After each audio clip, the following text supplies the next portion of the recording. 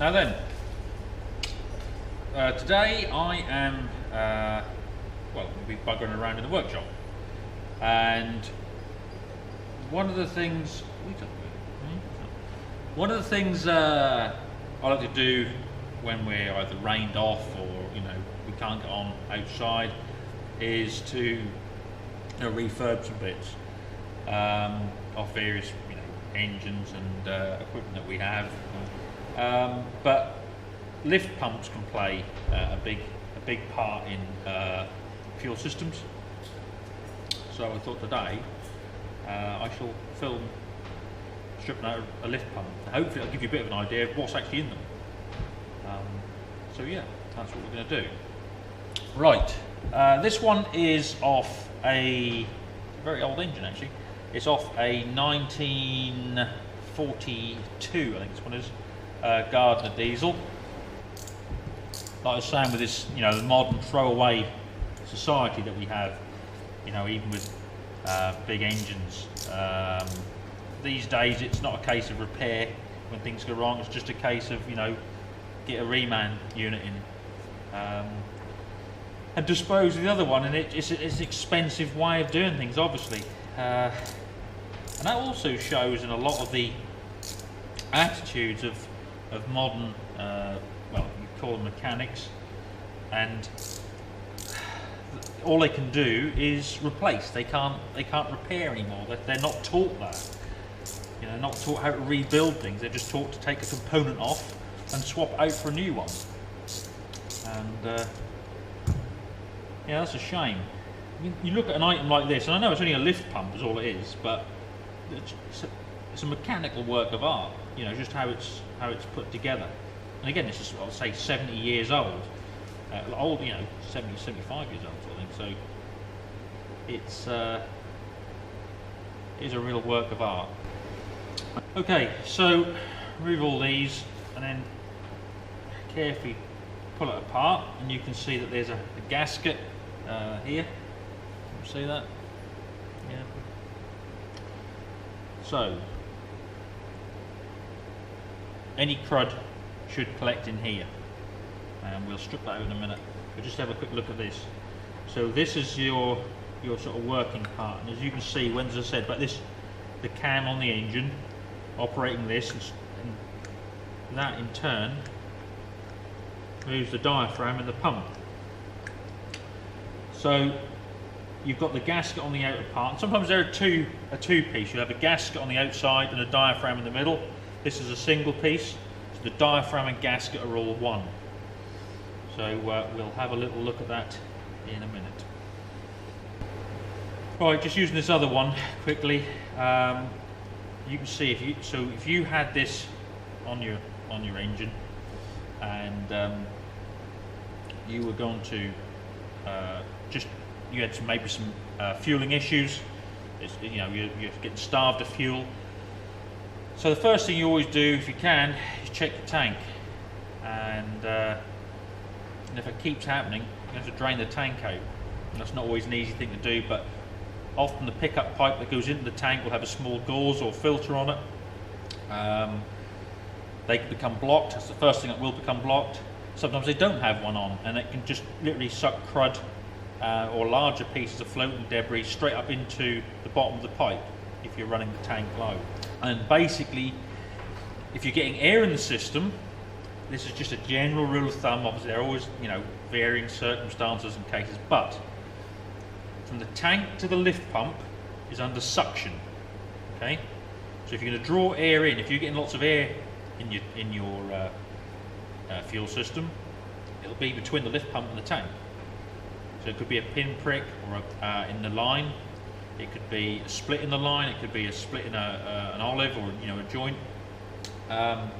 Obviously, suction is where the air is drawn in, and that will then just go in through here. And this will then pump a mix of air and fuel through to the filters and through to the injector pump, and you're going to get air in the system because the engine won't run on air. Everything, the other side of this, on the outside, is under positive pressure. It's being pumped rather than sucked. It's being pumped, so the chances of air being put in the system from this side, between the filters and the injector pump, you know, relatively slim. So there we are. But again, just a general rule of thumb. Anyway, right, we'll have a look. So if you undo this bottom here, that allows that to slide up out of the way, and then this comes off.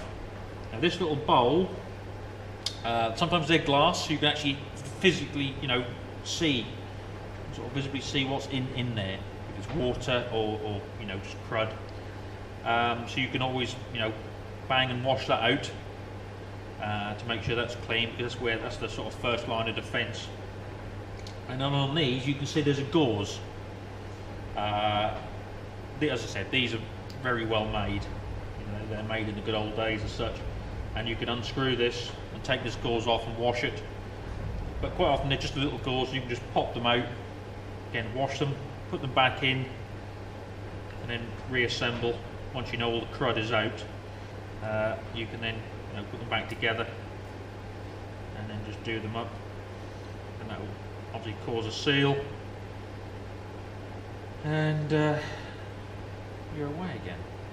Anyway, so that's always the, you know, done your tank. If you establish your tank's clean, go to your lift pump. Now, not wanting to scare you, but on bigger issues, sometimes the diaphragm and that can split in the lift pump, and so rather than all the fuel being contained this side and just pass through where it should, you know, where it should go, it can find its way in through the back of this, which obviously, as I said, there's a camshaft in the engine block, so that can then start getting diesel being put into where the camshaft is. And the camshaft is obviously lubricated by the engine oil, so there's galleries, so the oil mixes with the diesel that's now being put in. That eventually finds its way into the sump.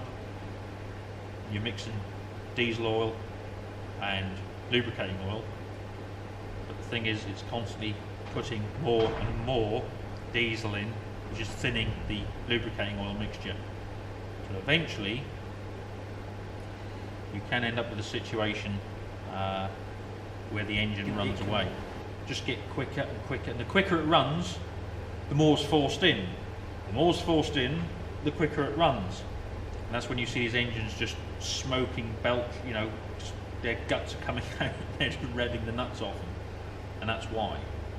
And you can turn the ignition off, which stops the fuel going to the injector pump. The engine's like, you can stick up your backside, I don't need your bloody injected fuel anymore, I've got my own special supply. That's when they run away, and often ends up by just going bang. So, you know, let's say that's quite a rare thing to happen.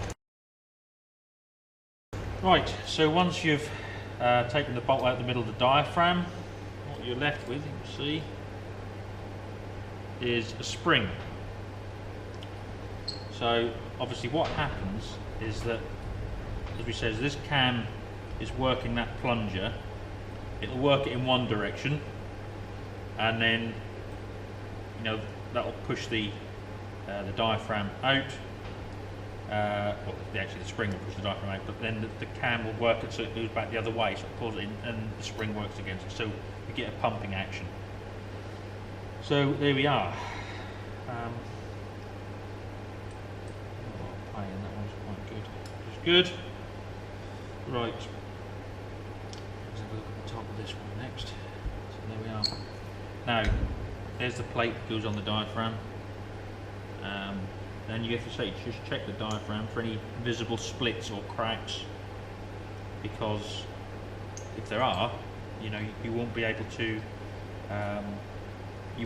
get the suction happening, because it'll just obviously pull for the easiest route, and it'll just draw through the diaphragm, and it won't pump.